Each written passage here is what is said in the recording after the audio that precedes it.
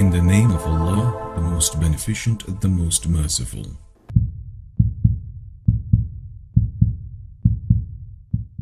Bismillah ar-Rahman ar-Rahim. Of the many reasons I am absolutely infatuated with the Prophet ﷺ, one of them that sticks out in my mind is the way he dealt with people that were insulting and demeaning towards him.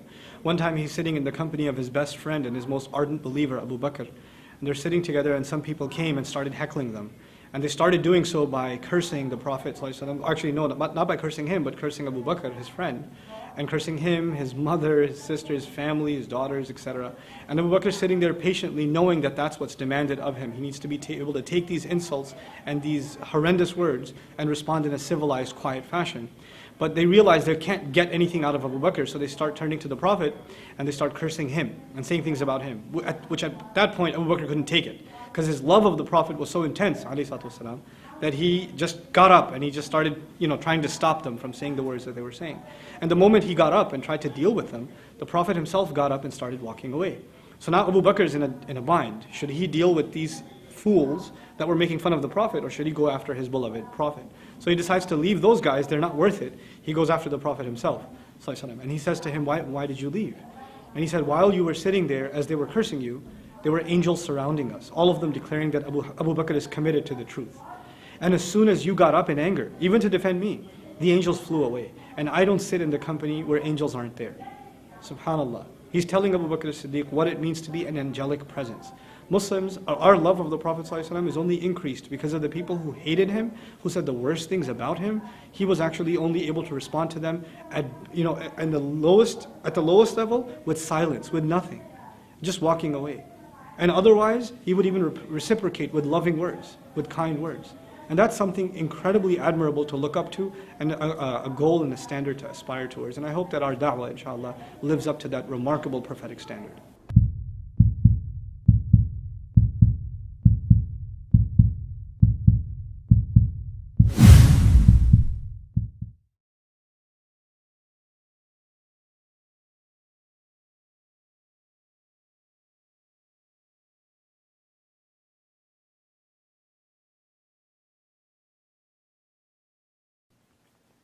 Anybody who studies the Qur'an seriously knows that Allah records on multiple occasions how prophets were insulted, how they were made fun of, how they were rejected in the most obscene ways, and how even the prophets themselves felt the pain of those disbelievers making fun of them.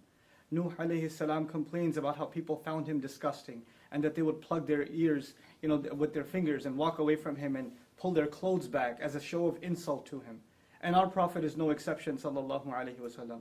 This Qur'an that honors our Prophet also at the same time records the most hurtful words that were said to him, that the Prophet himself would have to recite and remind himself of the words that were said about him. Sahir, magician, majnoon, insane, kadhab, a perpetual liar. So many accusations are made against our Prophet sallallahu alaihi wasallam, and they're all recorded in the Qur'an. Allah wants us to remember that this is a fact, that all prophets, though they are the most noble of Allah's creation, and that Allah Himself has honored them, at the same time are people that will face the worst kinds of insults and the worst kinds of ridicule. But what is supposed to be the reaction? And if anybody's supposed to be angry and just be overwhelmed with rage when the Prophet is insulted, I would argue it would be his companions, whose faith, radiallahu anhum ajma'in, can't even be compared to yours and mine. But how come they don't react the way we do? How come they're not having any protests? How come they're not going out and yelling and screaming in rage? Because they understand that the Qur'an didn't just come to give them a love for their Prophet, but also to guide that love, and to also teach them how to respond to these kinds of insults. How is it that we don't know that the Prophet himself is told, sallallahu alaihi wasallam, "Wasbir ala ma yaqulun." Be patient over whatever they say. I'm fascinated by this ayah, because the word ma means whatever. Whatever they say. Not whatever they've said, whatever they might even come up with. And the mudari' form in the Arabic suggests what they may have said in the past, but the present and even the future till this day. The Prophet's policy is to be patient himself, sallallahu alaihi wasallam.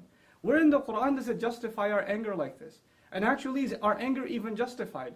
If anything, I argue, the one thing we should feel towards those who hate us and make hateful speech towards Muslims is sorrow. We should feel sorry for these people. They can't hurt the Prophet. They can't take away his honor. It was given from the sky. It was given from Allah. Nothing on earth can take it away. No article, no cartoon, no film, no speaker, no hate speech, no form of art. It's not going to take away the dignity of our Prophet sallallahu alaihi wasallam. And these films and these kinds of attempts are futile, wasteful attempts to try to undermine the message of Islam and to misrepresent Islam. But think about it. Us reacting in this emotional manner and engaging in senseless violence, is this not also misrepresenting Islam? Aren't we doing exactly what people want, the enemies of Islam want for Islam to be misrepresented? If anything makes me angry, it's the anger at our own selves that we don't understand the policy of the Qur'an and how to respond to insults. Idfa' billati hiya ahsan. Respond with that which is best. Finally, I want to share with you guys, some people think that this was an early policy in Islam, that in the Meccan time of the Prophet, that he was supposed to be passive. But when the Prophet migrated, and battles began like Badr and Uhud and Ahzab and Tabuk, etc., now the policy was not to be patient, and therefore we should take that. Let's look at Ali Imran, the battle of Uhud. What does Allah say to us? وَلَا تَسْمَعُنَّ مِنَ الَّذِينَ أُوتُوا الْكِتَابَ مِنْ قَبْلِكُمْ وَمِنَ الَّذِينَ أَشْرَكُوا أَذًى كَثِيرًا. You will absolutely hear hurtful words from those who were given the book way before you and people who commit idolatry and blasphemy with God. You will hear hurtful speech absolutely coming from them. These kinds of things are a manifestation, a proof that Allah prepared us mentally for that. But what was supposed to be our reaction, God Himself tells us, Allah Himself tells us, وَلَا إِن تَصْبِرُوا وَتَتَّقُوا فَإِنَّ ذَلِكَ مِنْ عَزْمِ الْأُمُورِ. If you can be patient and you can maintain your consciousness of Allah, then that is the most noble of deeds, the highest of accomplishments that you can accomplish. That is supposed to be the reaction of the Muslim.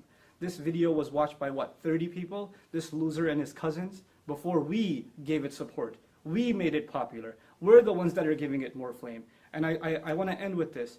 In school, bullies tease the kid that they know takes the teases and gets, he shows a reaction. The more we react in this way, the more we're encouraging others to, pursue more hateful speech. We have to learn to respond in mature, civil, and higher discourse the way the Qur'an and the Sunnah of our Messenger, the legacy of our Prophet, expects from us. I pray that this is a message that reaches all of my young brothers and sisters that are feeling the sadness, the rage because of this incident, but I hope to turn that rage, and I hope you can turn that rage into something positive. Barakallahu li wa lakum. Assalamu alaikum wa rahmatullahi wa barakatuh.